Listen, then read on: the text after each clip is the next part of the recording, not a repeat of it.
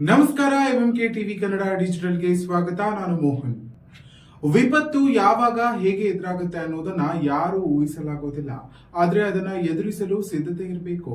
ಇದೇ ಉದ್ದೇಶದಿಂದ ಬೆಂಗಳೂರು ಗ್ರಾಮಾಂತರ ಜಿಲ್ಲಾಡಳಿತ, ಜಿಲ್ಲಾ ವಿಪತ್ತು ನಿರ್ವಹಣಾ ಪ್ರಾಧಿಕಾರ ಹಾಗೂ ಬೆಂಗಳೂರು ಅಂತಾರಾಷ್ಟ್ರೀಯ ವಿಮಾನ ನಿಲ್ದಾಣ ಪ್ರಾಧಿಕಾರ ಸಹಯೋಗದಲ್ಲಿ ದೇವನಹಳ್ಳಿಯ ಚಾಣಕ್ಯ ವಿಶ್ವವಿದ್ಯಾನಿಲಯ ಕ್ಯಾಂಪಸ್ನಲ್ಲಿ ಭರ್ಜರಿ ವಿಮಾನ ದುರಂತ ಅಣುಕು ಪ್ರದರ್ಶನ ನಡೆಸಲಾಯಿತು.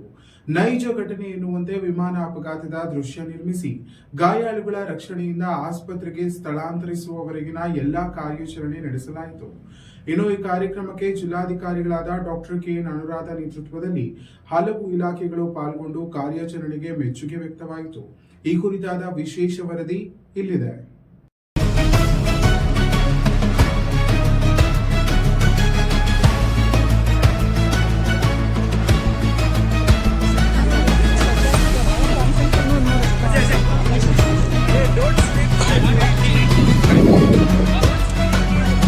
ಬೆಂಗಳೂರು ಗ್ರಾಮಾಂತರ ಜಿಲ್ಲೆಯ ದೇವನಹಳ್ಳಿಯಲ್ಲಿ ನಿನ್ನೆ ಅಪರೂಪದ ಹಾಗೂ ಮಹತ್ವದ ಅಣುಕು ಪ್ರದರ್ಶನ ನಡೆಯಿತು.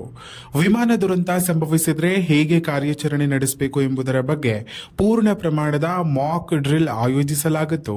ಹೌದು, ಚಾಣಕ್ಯ ವಿಶ್ವವಿದ್ಯಾನಿಲಯ ಕ್ಯಾಂಪಸ್ನಲ್ಲಿ ನಡೆದ ಈ ಕಾರ್ಯಕ್ರಮದಲ್ಲಿ ಬೆಂಗಳೂರು ಅಂತಾರಾಷ್ಟ್ರೀಯ ವಿಮಾನ ನಿಲ್ದಾಣದಿಂದ ಬೆಳಗಾವಿಗೆ ಹೊರಟ ನಾಗರಿಕ ವಿಮಾನವು ತಾಂತ್ರಿಕ ದೋಷದಿಂದ ಅಪಘಾತಕ್ಕೀಡಾದಂತೆ ದೃಶ್ಯ ನಿರ್ಮಿಸಲಾಯಿತು. ಅಪಘಾತ ಸಂಭವಿಸಿದ ತಕ್ಷಣ ಸ್ಥಳೀಯ ಸಿಬ್ಬಂದಿ ಪೊಲೀಸರಿಗೆ ಮಾಹಿತಿ ನೀಡಿದರು. ನಂತರ ಅಗ್ನಿಶಾಮಕ ದಳ, ಆರೋಗ್ಯ ಇಲಾಖೆ, ಪೊಲೀಸ್ ಇಲಾಖೆ, ನಾಗರಿಕ ರಕ್ಷಣಾ ಪಡೆ, NDRF, SDRF, air India express ಹಾಗೂ ಬಿಐಎಎಲ್ ಸಿಬ್ಬಂದಿ ಘಟನಾ ಸ್ಥಳಕ್ಕೆ ಧಾವಿಸಿದರು. ಇನ್ನು ಗಾಯಾಳುಗಳನ್ನು ರಕ್ಷಿಸಿ ತುರ್ತು ಚಿಕಿತ್ಸೆ ನೀಡಿ ಆಸ್ಪತ್ರೆಗೆ ಕಳುಹಿಸುವ ಕಾರ್ಯಾಚರಣೆ ನೈಜ ರೀತಿಯಲ್ಲಿ ನಡೆಯಿತು. ವಿವಿಧ ಇಲಾಖೆ ಅಧಿಕಾರಿಗಳು ಪರಸ್ಪರ ಸಮನ್ವಯದಿಂದ ಕಾರ್ಯನಿರ್ವಹಿಸಿದರು. ಇನ್ನು ಸ್ಥಳಕ್ಕೆ ಭೇಟಿ ನೀಡಿದ ಜಿಲ್ಲಾಧಿಕಾರಿ ಡಾಕ್ಟರ್ ಕೆಎನ್ ಅನುರಾಧ ಅವರು ವಿಪತ್ತು ಯಾವಾಗ ಬೇಕಾದರೂ ಸಂಭವಿಸಬಹುದು, ಅಂತಹ ಸಂದರ್ಭಗಳಲ್ಲಿ ಎಲ್ಲ ಇಲಾಖೆಗಳು ಸರ್ವಸನ್ನದ್ಧರಾಗಿ ಎಂದು ತಿಳಿಸಿದರು.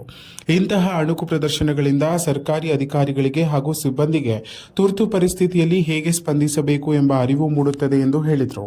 ಒಟ್ಟಿನಲ್ಲಿ ದೇವನಹಳ್ಳಿಯಲ್ಲಿ ನಡೆದ ಈ ವಿಮಾನ ದುರಂತದ ಅಣುಕು ಪ್ರದರ್ಶನ ಯಶಸ್ವಿಯಾಗಿ ನೆರವೇರಿದ್ದು ಸಾರ್ವಜನಿಕರಲ್ಲಿ ಕೂಡ ಜಾಗೃತಿಯನ್ನು ಮೂಡಿಸಿತು.